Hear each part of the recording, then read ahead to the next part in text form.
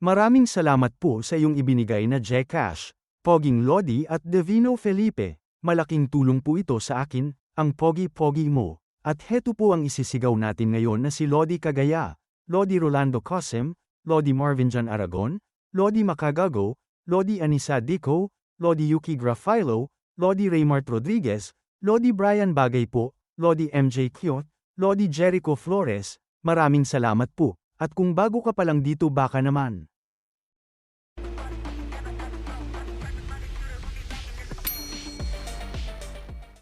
Ika-153 kabanata sa pagpapatuloy. Makikita ang kagubatan. Nakarating na sila sa harap ng kungtong sect. Sinabi nito sa kanya na nandito tayo sa mismong pasukan ng bundok ng sekta namin. Namangha naman ang ating bida sa kanyang nakita. Napanganga siya na nakatingin sa mga nakaukit na bato na sinabi sa kanyang isip na grabe. Sinisigurado ba ng mga Taoist na ito na mayroon silang sariling cool na konsepto? Hindi ba ito isang pag-aaksaya ng talento? Sinabi pa sa kanya ng elder na ito na naandun pala ang sect leader. Napatingin ang ating bida sa kinaroroonan ng sect leader, sinabi na siya ba ang sect? Na hindi niya ito na ituloy ang pagsasalita nang makita niya ang muka nito na nakangisi. Dagdag pa niya na hindi makapaniwala na nagtataka na bandido. Tumatawa ang sect leader na sinabi niya na espada ng Wudang. Malaki ang naitulong mo sa amin. Nakatingin ang ating bida sa sect leader na sinabi niya sa kanyang isip na anong klaseng mukha ba iyan ng isang orthodox na Taoist. Mas mukha siyang tulisan mula sa gubat. At pagkatapos sinabi niya sa ating bida na pero paano mo naman sila nadaanan?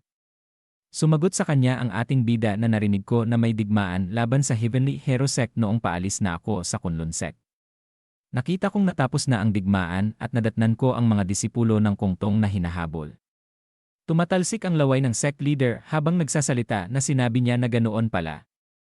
Maswerte pala ang mga disipulo namin. Sabay malakas itong tumawa.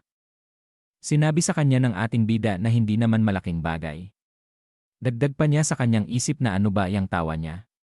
Sobrang lakas.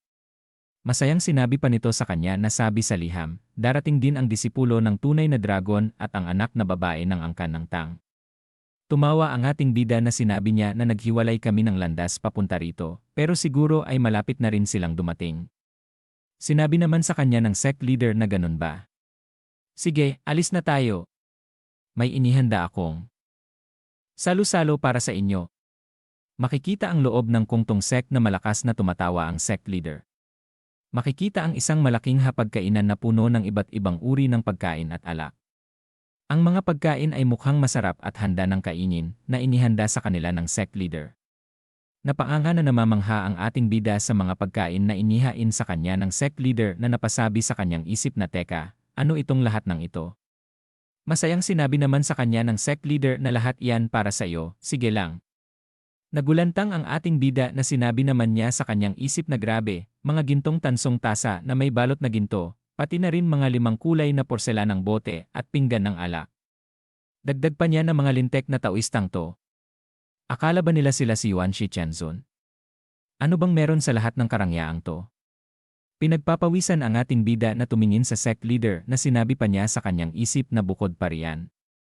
Wala namang gaanong impluensya ang kungtong sa gansu. Saan nila kinukuha lahat ng perang ito? Tinanong siya ng sect leader habang tumatawa na may problema ba? Ibinalik niya ang tingin sa gintong baso na sinabi niya sa kanyang isip na galing ba sa Orthodox Muslim Alliance ang pera nila, gaya ng Kunlun Sect. Mga buwisit na ito. Ginagastos ang luho gamit ang pera ng iba. At pagkatapos dinampian ng kanyang daliri ang gintong baso na sinabi niya na sa totoo lang, yung mga tasa kasi. Na makikita ang sect leader na may malaking ngiti na nakatingin sa kanya. Na malakas itong tumawa na sinabi niya na mukhang wala kang gaanong alam sa sitwasyon namin, ano? Nagiba ang itsura ng muka ng ating bida na nakatingin sa sect leader na sinabi niya na ano ang ibig mong sabihin. Malakas na naman itong tumaw na sinabi sa kanya habang sumenyas ng pera na hindi katulad ng ibang Taoistang sekta. Hindi lumalayo sa makamundong bagay ang sekta ng kungtong. Gusto namin ng pera. Hindi makapaniwala ang ating bida na pasabi siya sa isip na may dahilan. Ba para magyabang dyan? Pagkatapos sinabi niya na mukhang marami kang koneksyon sa mga unyon ng mga ngalakal. Nakalabas ang dila nito habang malakas na namang tumawa na sinabi niya sa ating bida na mga unyon ng mga ngalakal. Bakit naman ako makikialam doon? Nagtatakang sinabi ng ating bida sa sect leader na kung ganon, ano? Muli na namang sinabi sa kanya ng sect leader na wala ka talagang alam tungkol sa amin, ano? Dagdag pa niyang sinabi sa ating bida na hindi mo ba napansin ang mga malalalim na kuweba sa daan papunta rito? Sumagot ang ating bida sa kanya na ang sinasabi mo ba ay yung mga libingan? At pagtapos sinabi niya sa kanyang isip na marami rin yan sa wudang. Napapalo sa kanyang muka ang sect leader na malakas na tumawa sinabi niya na libingan. Siguro nga yan ang inakala mo. Nakatingin ang ating bida sa kanya na tila naiinis na sinabi sa kanyang isip na ano naman ang nakakatuwa doon. Matandang parang bandido. Makikita ang bunganga ng sect leader na sinabi niya sa ating bida na ang lahat ng iyon ay mga minahan. Nabiglang natulala ang ating bida na naiisip ang mga kayamanan na mahuhukay doon na kristal, at ginto at iba pang kayamanan na makukuha mula doon. Sinabi pa sa kanya ng sect leader na ang bundok na ito at ang mga kalapit na lugar ay sadyang sagana sa mineral. Matagal na kaming binigyan ng pamahalaan ng karapatang pamahalaan ang lupang ito, kaya kami na ang namamahala sa lahat maliban sa buwis. Makikita ang muka ng sect leader na namumula sinabi ng ating bida sa kanyang isip na hangal ako. Iniisip ko pa kung bakit siya palaging tumatawa. Iyon pala ay dahil sa sobrang yaman niya. Maluha-luha pa niyang sinabi sa kanyang isip na nakakalungkot ang sinapit ng wudang. Habang ang ibang mga sekta ng Taoista ay umuunlad, ang wudang ay, kasalanan ko ito. Hindi ko sana winasak ang sekta ng wudang noon. Dagdag pa niya sa kanyang isip na mahirap na nga sila, lalo ko pa silang dinurog. Ngayon ko lang naintindihan kung bakit ganoon kalaki ang galit nila sa dati kong sarili. Kung alam ko lang na ganoon na sila kahirap, sana hindi ko na sila dinahas ng ganoon. At pagkatapos masayang sinabi sa kanya ng sect leader na bakit ka umiiyak. Natumugon ang ating bida sa kanya na dahil ang sarap ng pagkain. Hindi ko inasahan na may matutuklasan akong ganito sa aking paglalakbay sa mga sekta ng Taoismo. Nakatingin sa gintong baso na makikita ang anino niya dito na sinabi niya sa isip na makikita natin. Kapag ako na ang pinakamakapangyarihan sa Murim, lulunukin ko ang sekta ng Kungtong at aangkinin ang lahat ng minahan. Dagdag pa niya sa isip habang makikita na palubog na ang araw na bibigyan ko rin ang sekta ng wudang. At sumapit na ang umaga. Dumating na ang dalawa sa Kungtong sect na masayang sinabi ni Tang Seryong na magandang umaga. Dagdag pa ni Won Am na kami ay naandito na. Humihikab na sinabi sa kanila ng ating bida na sobrang aga naman yung dumating. Itinaas ng ni Tang Seryong ang kanyang kamay na masayang sinabi sa kanya na oho. Pagputok pa lang ng bukang liwayway, nandito na kami. Na sinabi naman ni Won Am na si Miss Tang tumakbo ng napakabilis. Bumaling ang ating bida na naglakad papalayo, sinabi niya na oho, ayos yan. Kumain muna kayo ng almusal. May asikasuhin lang ako. Na sinabi sa kanya ni Tang Seryong na ano. Saan ka na naman pupunta? Na muli na namang sinabi sa kanila ng ating bida na kita na lang tayo mamaya. Habang naglalakad siya sumigaw si Tang Seryong na saan ka na naman ba pupunta? Na makikita ang mga disipulo sa kanyang unahan sinabi niya sa isip na malamang may pulong sila ngayong umaga. Sinabi ng mga elder sa mga disipulo na Jongryo. Ikaw ang pangatlong zone. Tumugon ito na okay po sir. Jonghan. Ikaw ang pang-apat. Natumugon din ito na okay po sir. Na nakasilip ang ating bida sa likod na nagtataka na sinabi na ano. Na tinanong niya ang isang disipulo na sinabi niya na ano bang nangyayari. Napatingin ito sa ating bida na sinabi niya na tinatanggap na nila ang kanilang pang-araw-araw na schedule. Na araw-araw silang bumubuo ng mga grupo para magmina. Nagulat ang ating bida na napasigaw ng ha. Na makikita ang mga disipulo na tumatawa hawak ang asada at mga lubid na nakasakbit sa kanilang balikat. Na sinasabi ng ating bida sa kanyang sarili na sila pala ang nagmimina. Hindi ba sila nagsasanay? Mga Taoista ba sila o minero? At pagkatapos sinabi ng elder na ito na bumaba ang produksyon natin nitong mga nakaraang araw dahil sa gulo sa Heavenly Hero Sect, kaya gawin niyong lahat ang makakayan niyo. Narinig ko ring hindi matatag ang ika-4 na zone na si Jonghan ang namamahala, kaya siguraduhin niyong muling masuri ang mga pundasyon. Natumugon ang mga ito okay po. Elder. Nakatingin ang ating bida sa kanila habang sinabi ng elder sa mga ito na sige, maghiwa-hiwalay na kayo ayon sa mga team ninyo. Na napasabi sa isip ang ating bida na mukhang gagawa sila ng basbas bago magmina dahil delikado ang trabaho. Tunay ngang mga taoista sila. Pagkatapos sinigaw ng elder sa kanila na safety first. At inilagay ang kamay nila sa gitna habang nakaikot na sinigaw din na paulit-ulit na first. At pagkatapos ay ipinalakpak ang kanilang kamay sa ere. Natulala na lang ang ating bida sa kanyang nakita na nagtataka. Na napasabi siya habang pumalakpak ng kamay na ano yon kanina. First. Napatingin sa kanya ang elder na sinabi niya na ikaw pala yan Sword of Wudang. Nakatulog ka ba ng mabuti? At muli na naman niyang tinanong ito na pero ano iyong nakita ko ngayon lang? Humawak sa balbas ang elder na sinabi sa kanya habang malakas na tumawa na sinabi sa kanya na siguro nagtataka ka. At ang Wudang ay nagsasanay na sa ganitong oras. Dagdag pa niya na isang napakahalagang usapin ito para sa kongtong. Nakakakuha kami ng napakahalagang mineral mula sa ikatlo at ika-4 na zone, kaya't hinahati namin ang mga disipulo sa mga grupo upang magmina.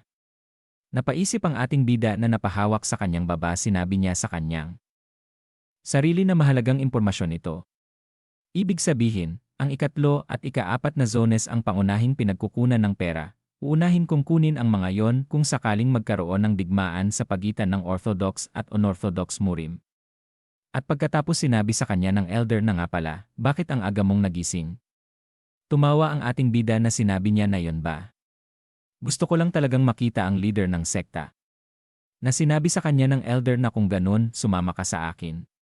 Ngumisi ng masama ang ating bida sa kanyang narinig na sinabi sa kanyang isip na una. Kukunin ko muna ang dual internal energy art na meron kayo. At dito na po nagtatapos ang ika-153 kabanata.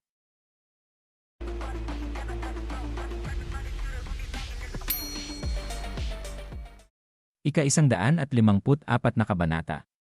Sa pagpapatuloy, isang kumpol na masasarap na pagkain na naman ang nakahain sa lamesa.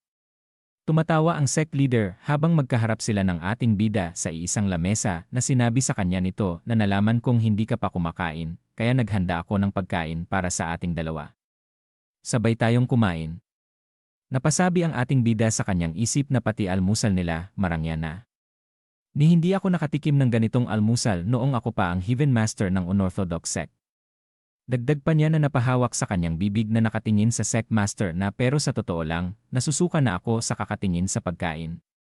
Ang dami ko kasing nakain kagabi. Biglang malakas na namang tumawa ang sect leader na sinabi niya kay Jinmu na siguro ang dami mong kinain kagabi, ano? Natumugo ng ating bida sa kanya na medyo. Namumula ang pisngi ng sect leader na napahawak sa balbas sinabi niya na naku. Hindi ko alam na ganoon. Dapat sinabi ko na lang na maghanda sila ng simpleng lugaw na may abalon. Nagulat ang ating bida na napasabi sa isip na abalon porridge. Seryoso. Dito sa bundok na sobrang layo sa dagat.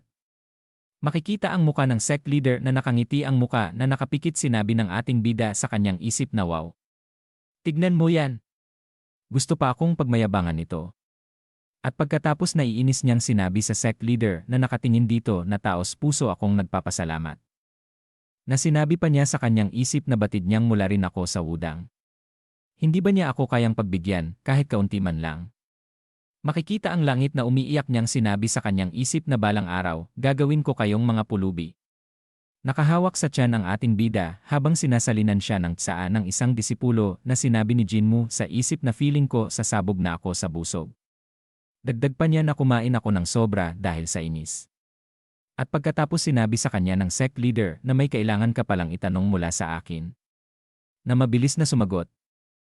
Ang ating bida na Tumawa ng malakas ang sect leader na sinabi nito sa ating bida na paano ko matatanggihan ang isang tulad mo na nagligtas sa aming mga disipulo. Sabihin mo lang.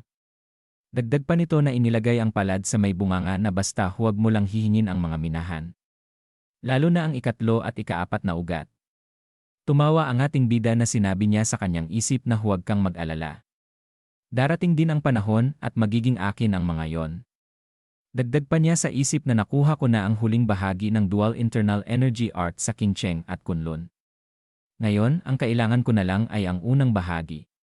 Hindi ko gustong maghanap ng walang kahit anong pahiwatig. Mas mabuting tanungin ko muna siya. Kung hindi niya alam, saka ko na lang sisimulan ang paghahanap sa lahat ng sulok. At pagkatapos sinabi niya sa sect leader na hindi mo ba narinig ang tungkol sa kung ano ang natanggap ng kungtong sect mula sa Wudang galing sa dating pinuno ng sekta. Napakunot ng muka ito na tumugon na isang bagay mula sa Wudang. Na sumagot ang ating bida na oho. Seryosong sinabi niya na ako. Na masayang sinabi nitong napahawak sa kanyang ulo na hindi ko pa narinig ang tungkol sa bagay na yan. Napasabunot sa buhok ang ating bida na sinabi niya na nalintikan na. Na sinabing muli ng ating bida sa kanya na naiinis na pero subukan mong alalahanin pa. Pakiusap. Na tumawa ito na sinabi sa kanya na wala talaga. Wala nang kailangang pag-isipan. Gaya ng alam mo, istrikto at mahigpit talaga ang Wudang sa lahat. Dagdag pa niya sa kanya na hindi sinasang-ayunan ng Wudang sect ang uri ng pamumuhay namin, kaya halos wala kaming naging ugnayan, kahit pareho kaming kabilang sa 5 pinakamalalaking sekta ng Taoismo. Na napapikit na lang ang ating bida na nakakrus ang kamay sa katawan sinabi niya sa isip na tama ka dyan. Ang Wudang sect ay puro totoong mga Taoist. Hindi tulad niyo na nalulunod sa luho. Tumingin siya sa sect leader na sinabi pa niya sa kanyang isip na ngunit. Ang dual internal energy art ay dapat nahati sa 5 sekta ng Taoismo. Nakuha ko na ang mga bahagi mula sa Qincheng at Kunlun. Imposibleng wala rito ang isa pa. Maaaring hindi mo ito alam. Pero siguradong may nakakaalam. Magkaharap sila sa lamesa na sinabi ng ating bida sa sect leader na may kinalaman ito sa isang pinuno ng sekta mula mahigit 100 taon na ang nakalipas. Pag-isipan mo. Napaisip ito na sinabi sa kanya na 100 taon na ang nakalipas. Kung ganoon, 4 na henerasyon na ang lumipas noon. Nakapikit ang sect leader na sinabi pa niya na sa totoo lang, wala naman talaga siyang iniwang anumang bagay. Makikita ang sulok ng silid na sinabi pa sa kanya ng ating bida na sa palagay mo ba ay maaaring may nalalaman ang mga matatandang nakatataas tungkol dito. Tumugon ang sect leader na ang mga elders. Sinabi ng ating bida sa kanya na oo. Mahalaga talaga ito sa akin. Gagawin ko ang lahat para matagpuan ito. Dagdag pa niya na kung inyong mamarapatin, maaari ko pong tanungin ng personal ang mga nakatatanda. Na mabilis na tumugon ito sa kanya na hindi maari. Na napasabi ang ating bida sa kanyang isip na ano. Ni hindi man lang ako pwedeng makausap sila. At pagkatapos sinabi niya na pinuno ng sekta. Na sinabi sa kanya nito na hindi naman ito tungkol sa pagbibigay ng pahintulot sa iyo. Dagdag pa niya na makikita ang palasyo sa labas na sa mga nakatatanda ng kungtong, wala ni isa sa kanila ang natitirang narito. Nanlaki ang matangating bida na sinabi niya na ha. Ano ang ibig mong sabihin? Sinabi pa niya sa kanyang isip na wala dito ang elders. Hindi ba tungkulin ng mga nakatatanda na manatili sa sekta upang masigurong maayos itong napapangasiwaan ng bagong henerasyon? At tulungan sila kapag may mga pagsubok o hirap. Nakatingin siya sa sect leader na may pag-aalalang muka na sinabi pa niya sa isip na pero ni isa man lang sa kanila ay wala na rito. Paano nangyari yon? At pagkatapos sinabi ng sect leader na ang aming elders. Na malakas na tumawa. Ito na sinabi sa kanya na iniwan na nila ang sekta at bumalik sa kani-kanilang mga tahanan para namnamin ang nalalabi nilang buhay. Na makikita ang elder na masayang umiinom ng alak. At ang isa naman ay masayang itinaas ang kanyang anak sa hangin. Nanandilat ang mga mata ng ating bida na sinabi niya sa isip na ang mga Taoista hindi ba dapat inilalaan nila ang buong buhay nila sa sekta. Itinaas ang baso ng sect leader na sinabi niya habang malakas na tumatawa na nararapat lang iyon. Buong buhay nila ay inalay nila para sa sekta. Napasabi ang ating bida sa kanyang isip na karapat-dapat daw. Ganyan ba talaga ang buhay ng mga Taoista? Uminom ng alak ang sect leader na sinabi niya na hindi lang iyon. Bilang pagtanaw ng utang na loob sa lahat ng ginawa nila para sa amin. Sinusuportahan namin sila at ang pamumuhay ng kanilang mga anak hanggang sa sila'y pumanaw. Dagdag pa nito habang napanganga ang ating bida na malakas na tumawa na pasensya na. Malamang abutin pa ng 1 buong taon bago ko mahanap silang lahat. Malakas na tumatawa ang sect leader na sinabi ng ating bida sa isip na paanong ito'y isang sekta ng mga Taoista. Mas kapitalista pa kayo kaysa sa karaniwang mamamayan. Dagdag pa niya habang umiiyak na tsaka. Bakit hindi na lang ako muling isinilang bilang taga-kongtong? Ang sakit sa damdamin, naiinggit ako. Dagdag pa niya sa isip na tinubuan siya ng kabuti na grabe.